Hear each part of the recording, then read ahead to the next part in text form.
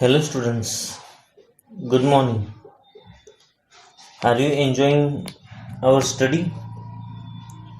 Last period we have learned a very beautiful poem, The Man Who Thinks He Can. Did you understand this poem? It's depend upon our state of mind. Whatever you think, your action also like this.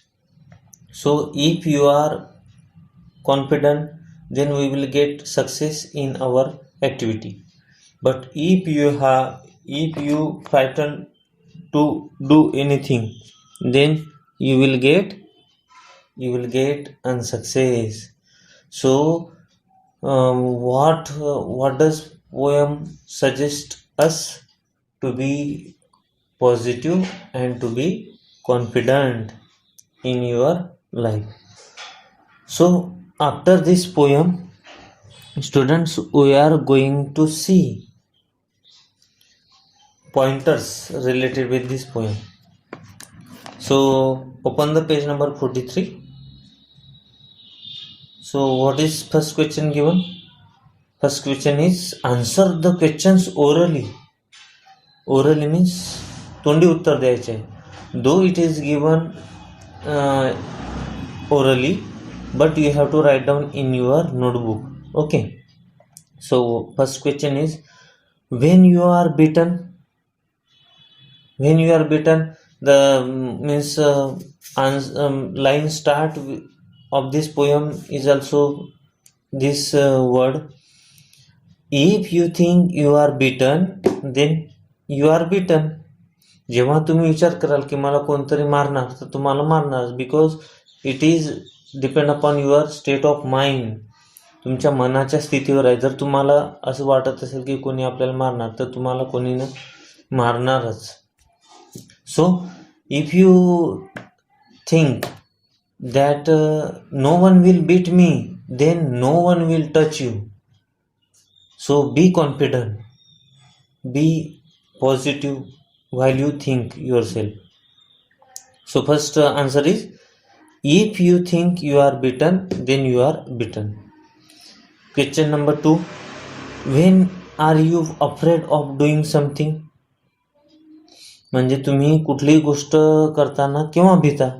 जेव्हा तुमच्या मनात भीती येईल तेव्हाच भीता ना. So म्हणजे जेव्हा तुमच्या मनात असा विचार येतो की आपण भिवून राहिलो, तेव्हा तुम्ही भीता समजायचं. Means answer is if you think you dare not, म्हणजे जेव्हा तुमच्यात साहस राहत नाही म्हणजेच तुम्ही भीता. Means you are being frightened. If you think you dare not, you don't, means you are frightened. म्हणजे जेव्हा तुमच्यात साहस नाही राहत, धीर नाही राहत, तेव्हा तुम्ही भीता असं समजून घ्या. when will you not win? when will you not win? if you think you can't win, जेव्हा तुम्ही विचार करता की मी जिंकू शकत नाही, म्हणजेच तुम्ही काय होणार? हरणारच, म्हणजे तुम्ही जिंकणारच नाही. Means it is also depend upon your state of mind. Question number D, when are you lost? तेव्हा तुम्ही केव्हा काही गमावता? If you think you will lose, जेव्हा तुमच्या मनात. So next question is when you are lost, when are you lost? If you think you will lose, then automatically you are lost. जेव्हा तुम्ही असा विचार करणार की माझं काहीतरी हरवणार, मी काहीतरी गमावणार, म्हणजे तुमची काहीतरी गोष्ट हरवल्याच जाणार. Okay. Next question is where does success begin? Where does success begin? It is also depend upon our state of mind, our will power.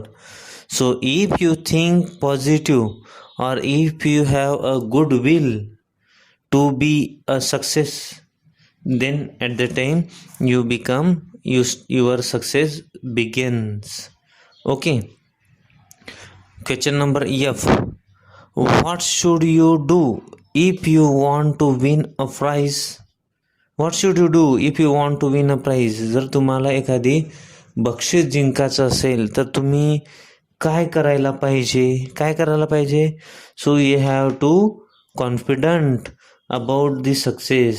तुम्हाला काय असायला पाहिजे की यशाबद्दल आत्मविश्वास असायला पाहिजे तुमच्या मनात की मी जिंकणारच. You have to practice more and more to get success. If you get success, then automatically you will get a prize. Okay, now last question, do you always win the first time? म्हणजे तुम्ही प्रत्येक वेळी प्रथमताच जिंकता का किंवा तुम्हाला यश मिळते का, और किंवा do you have to try again and again, की तुम्हाला पुन्हा पुन्हा प्रयत्न करावं लागतं. सो it is very important question for your life. Do you always win the first time? No, we do not, means seldomly we do get success at first time, but we have to practice more and more to get success. आपल्याला एखादी यश मिळवायचं असेल तर वेळोवेळी आपल्याला काय करावं लागतं, प्रयत्न करावं लागतात. We have to practice more and more to get success. Did you understand, student? So these are the questions. You have to answer orally first, and then you have to write down these answers in your notebook. Okay, now question number 2. Copy any 4 lines of your choice from the poem. या कवितेमधील तुमच्या आवडीच्या कुठल्याही 4 ओळी, तसं तर आपल्याला पूर्ण पोयमच लिहायची असते वहीमध्ये, परंतु तुमच्या आवडीच्या कुठल्याही 4 ओळी तुमच्या वहीमध्ये लिहायच्या आहेत. Okay, now question number 3. Say the following sentence aloud as if you are. It is given some state of minds given here. For example, nervous means निराश असताना, अफ्रेड मीन्स भिलेले असताना, अँग्री मीन्स रागावलेले असताना, हॅपी मीन्स आनंदी असताना, आणि confident means आत्मविश्वासू असताना. ह्या ओळी कशा म्हणणार? We must win this match. So how do you say when you are nervous? So when you are in nervous stage, so how do you say this sentence? We must win this match. Like this. म्हणजे निराशात असणारे, अरे आपण match जिंकायलाच पाहिजे, असंच म्हणणार ना. I want to learn this song. अरे आपल्याला हे गाणं शिकावंच लागते. I will finish my homework in time. मी माझा होमवर्क वेळेतच करणार. When we are in nervous system. And when we are in afraid state, so how do you say afraid? We must win this match. आपण जिंकणार की नाही? I want learn this song. मला हे गाणं शिकायचंच आहे, शिकायचं वाटते. I will finish my homework in time. मी माझं होमवर्क हे पूर्ण करणार की नाही, वेळेवर पूर्ण होणार की नाही, असं. In angry, when you are in angry state, so how do you say? We must win this match. मी हा मॅच जिंकणारच, हा सामना जिंकणारच. I want to learn this song. मी हे गाणं शिकणारच, मला हे गाणं शिकायचं आहे. I will finish my homework in time. मी माझा हा होमवर्क पूर्ण करणारच, वेळेवर पूर्ण करणार.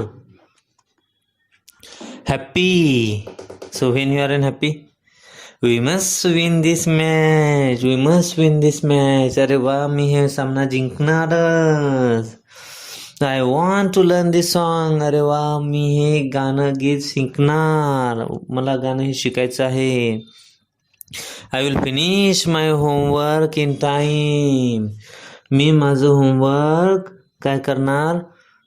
I will finish my homework in time. मी माझं गृहपाठ वेळेवर पूर्ण करणार. बिलकुल, मी माझं गृहपाठ वेळेवर पूर्ण करणार.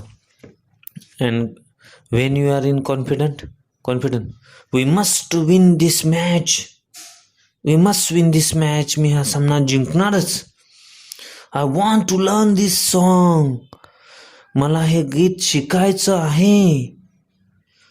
I will finish my homework in time. I will finish my homework in time. मी माझा गृहपाठ वेळेतच पूर्ण करणार. Okay, so these are the state of minds. आपल्या मनाच्या वेगवेगळ्या ज्या स्थिती असतात त्यानुसार आपलं जे बोलणं आहे ते प्रतीत होत असतं. Okay, now question number 4. Form group of 5. Discuss with examples how your state of mind can help you to do something. How it helps you to try harder and better. Discuss with examples state of mind म्हणजे बघा की मनाची हे जी स्थिती आहे ते तुम्ही 5 जण राहा आणि 5 जणांनी ह्या मनाची स्थिती घ्या. तू नर्वसमध्ये मनभर हे वाक्य, तू भिलेला असताना म्हणर हे वाक्य, तू रागात असताना हे वाक्य कसं म्हणणार, तू आनंदात असताना हे वाक्य कसं म्हणणार, तू कॉन्फिडंट म्हणजे तुझ्यात आत्मविश्वास असताना हे वाक्य कसं म्हणणार. तर अशा पद्धतीनं जे आहे त्या पद्धतीनं तुम्ही काय करायचं की ग्रुपमध्ये करायचं. आता तुम्ही when you are at home at the times your family members also with you. So you do this activity with your family members, with your father, mother, brother and sister also. Okay, now this is the time of learning about language using apostrophe. Do you know apostrophe? Means upper comma is called apostrophe. Means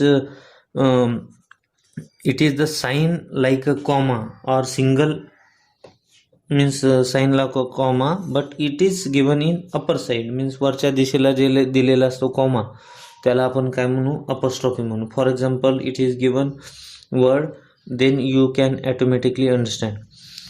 Don't, it is given, means don't means do not, can't means cannot, won't means will not. Okay, you will means you will, you are means you are, you have means you have. Okay, these words are given in written with comma, means apostrophe. But fellows and lives stand for of fellow म्हणजे शिष्याचा. Lives means of life respectively. The sign apostrophe is called apostrophe. याला apostrophe म्हणतात. वरच्या दिशेनं दिलेला जो comma असतो त्याला apostrophe म्हणतात. बघा, what is the use of this apostrophe? It is used in short forms to show that some letters in the words have been dropped. म्हणजे apostrophe देताना त्या शब्दातील काही अक्षर गाळून टाकले जातात. लक्षात ठेवा, ड्रॉप मीन्स गाळून टाकणे. The apostrophe is also used with yes in phrases like Meena's shoes. म्हणजे मीनाला जर मीना या नावाला जर अपॉस्ट्रॉफी लावला तर त्याचा अर्थ चाचीचे होतं. मीनाज शूज म्हणजे मीनाचे बूट. मोहन रुलर मोहनची मोजपट्टी. कॅट्स पॉ म्हणजे मांजरीचा पंजा, असं त्याचा अर्थ होतो या अपॉस्ट्रॉफीचा. आणि जेव्हा लेटर्स ड्रॉपआउट केलेलं असते तेव्हा त्याचं फुल फॉर्म करायचं. म्हणजे don't means do not, WONT won't means will not, can't means cannot. So these are the uses of apostrophe. Now find at least 5 examples each of short form चे तुम्ही 5 examples लिहायचे. For example, means are not means aren't, did not means didn't, shall not means shan't, like this. And B is noun plus yes म्हणजे नाउनला जो apostrophe लागून येतो. For example, Meena shoes, Mohan's ruler, cat's paws, अशा पद्धतीने त्याचा अर्थ काय होणार, बिलॉंग्स टू म्हणजे चाचीचे. Okay, so think of this noun and short forms. In this way, students, we have finished pointers related with our poem.